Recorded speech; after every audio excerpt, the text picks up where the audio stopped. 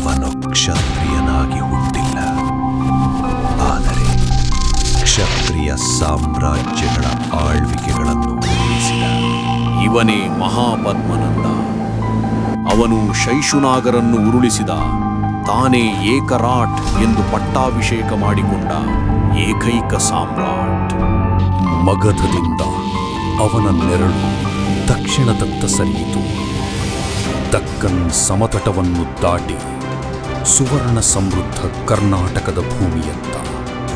ಅದು ವಂಶಪಾರಂಪರ್ಯವಲ್ಲ, ಅದು ನಿಯಂತ್ರಣ. ಅವನನ್ನು ಸರ್ವಕ್ಷತ್ರಾಂತಕ ಎಂದು ಕರೆಯಲಾಯಿತು. ಕ್ಷತ್ರಿಯರ ಸಂಹಾರಕ. ರಾಜವಂಶದಲ್ಲಿ ಹುಟ್ಟಿಲ್ಲ, ಆದರೆ ದಕ್ಷಿಣವೇ ಅವನ ಸಾಮ್ರಾಜ್ಯವನ್ನು ಅನುಭವಿಸಿತು.